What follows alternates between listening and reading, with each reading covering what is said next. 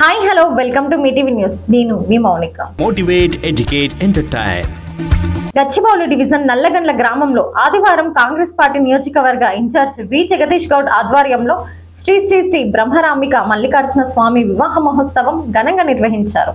వేలాది మందికి అన్నదాన వసతి కల్పించారు. ఈ కార్యక్రమంలో వివిధ పార్టీ నాయకులు, కార్యకర్తలు మరియు తదితరులు పాల్గొన్నారు.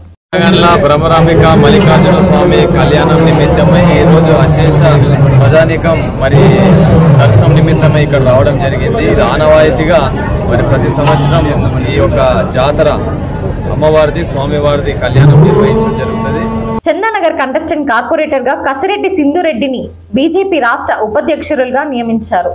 బీజేవైఎం రాష్ట్ర అధ్యక్షుడు చేవిల మహేందర్ బీజేవైఎం పూర్తి స్థాయిని ప్రకటిస్తూ నియమించడం జరిగిందన్నారు. సింధురెడ్డిని నియమించినందుకు పార్టీకి అన్ని విధాలుగా కృషి చేసి సహకరిస్తానని, ఎల్లవేళలా ప్రజల కోసం పాటలు పడతానని అభిప్రాయం వ్యక్తం చేశారు. హీరోయిన్ ఆర్తి చక్రియ 41 ఏళ్ల వయసులో తల్లి అయ్యారు.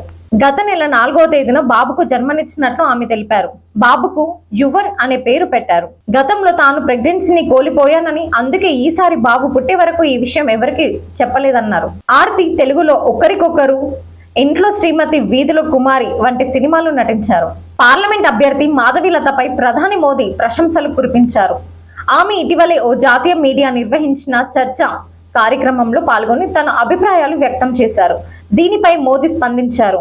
మాధవీలతాజీ, మీ ఆప్కి అదాలత్ ఎపిసోడ్ అద్భుతంగా ఉంది.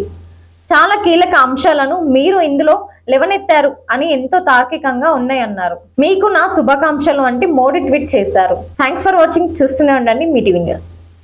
అన్ని రకాల సమస్యలని మొత్తం అందరికీ తెలియజేస్తూ ప్రజల్లో అవేర్నెస్ తీసుకురావాలి.